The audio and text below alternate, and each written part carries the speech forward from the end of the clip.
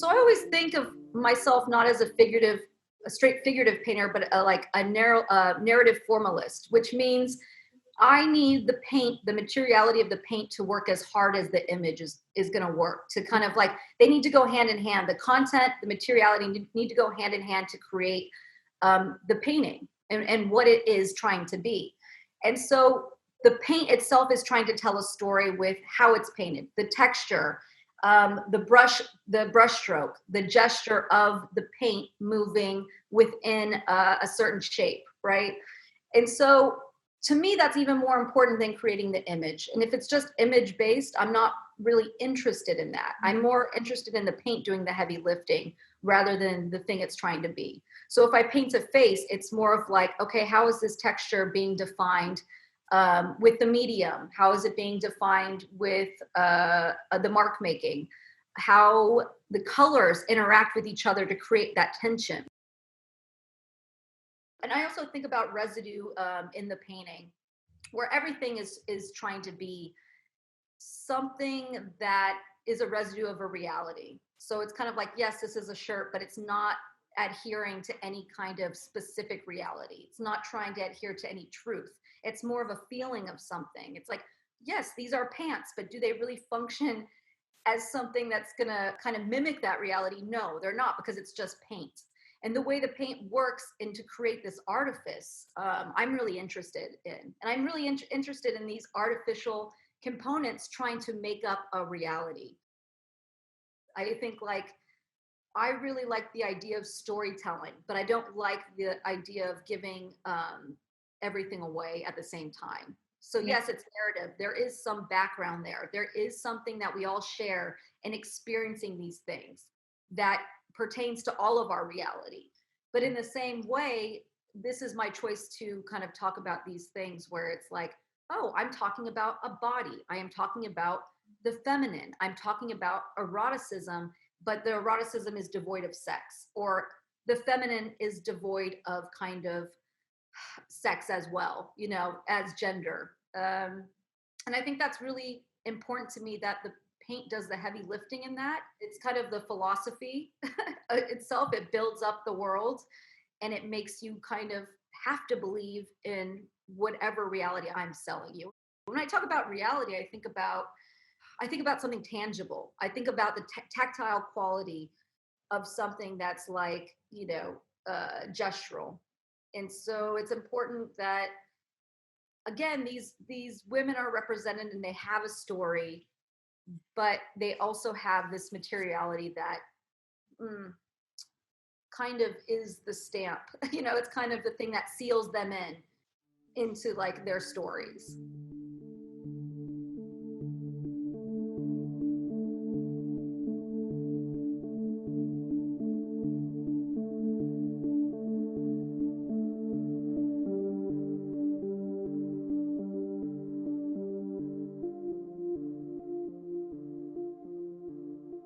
A woman with the shapes. And I thought, you know, these women are defined by not just their body, but in how they are formed in the space.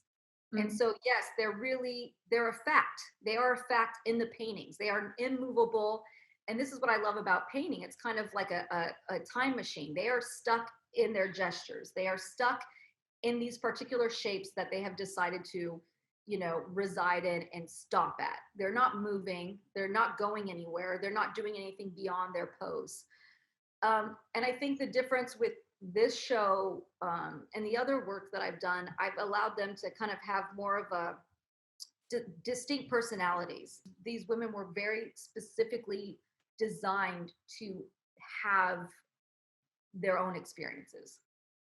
It's interesting because it's almost like they're each so different in the paintings. Like it's one woman in the space, and the way she inhabits the space is very distinct and pertains to her own kind of experience. And the way it's painted too, there's different formal concerns in each painting. One painting is about glazing and having this color built up where you don't know the origins of the color. It becomes this kind of, again, this experience. And again, goes back to the residue. I think with that painting, I was thinking of a frustrated kind of eroticism. I was thinking about like the idea of the fishnet and what it represents. And I'm thinking she's wearing these kind of generic clothes. She has the pair of jeans. She has this sweater that's defining her shape in this strange way where it's about the gesture of painting itself. And she's doing this act again of pulling the fishnet over her jeans as if to say, yeah, I accept myself in this kind of role as maybe girl, or as maybe like, yes, I am a woman, but I want a different component of that. I want to represent something else, but I'm not necessarily comfortable just wearing the fishnets on my bare skin. So with that gesture, I was thinking, God, to me, it's really hard. It's this painting is really hard because it's kind of ugly, but it has a certain power to it. And then there's the woman with the plaid, and she's almost kind of girlish in a way, but she has this stance, you know, where it's like, I'm a fact, don't mess with me. I exist more in these shapes than in your idea of what the feminine is. And then I have like the crouching woman with the big pants, you know, taking up the whole space, where it's kind of like, I am taking up as much room as I need, but I'm also far away. I'm not present. I am not comfortable. Her stance is not comfortable. And so there's examples of that in all the paintings where it goes back to these formal elements of composition, line, color relationships, or textures. Like you see them in person and they're uncomfortable. They're a little ugly. The woman, I call her kind of the 1970s woman with the crazy swirl background, and she's wearing the black turtleneck.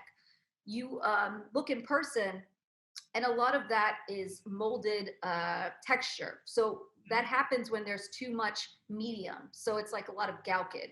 So it creates a spidering effect. It's a little grotesque.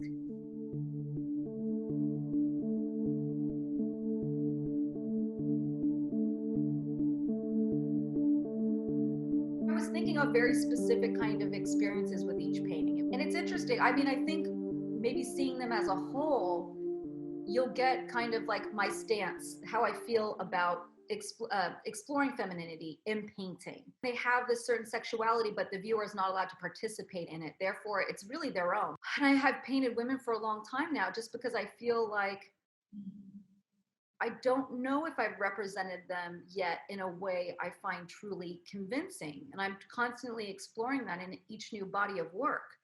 I keep chasing this idea of like, oh, I like the iconic idea of women, but I don't like the classical. I don't like romanticism that's through the lens of the male gaze, which is kind of like, you know, the cliche male gaze. I kind of don't care. I kind of care about how I see these women and how I want to represent the women in my life. And I think a lot of these women are trying to become something that they're not necessarily they don't have access to yet. And so maybe the paint tries to point them in the right direction, if that makes sense.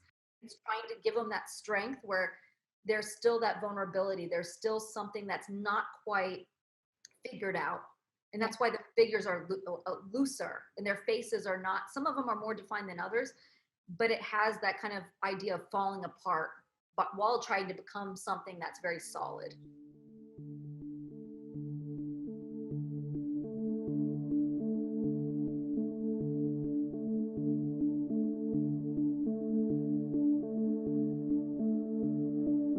I never make a drawing before I start a painting because I kind of like to see the history form in the thing itself. Like I don't work from sketches. So it starts with the gestural, and then it has to really just condense into something that maybe says something different. So they kind of all start out the same way, and then they have to go in their own directions. And then the oil comes in. And the oil kind of complicates things because for me, there's more of a commitment. The oil is a monogamous relationship, whereas acrylic is like you're polyamorous. You can do whatever you want. You know, it's fine.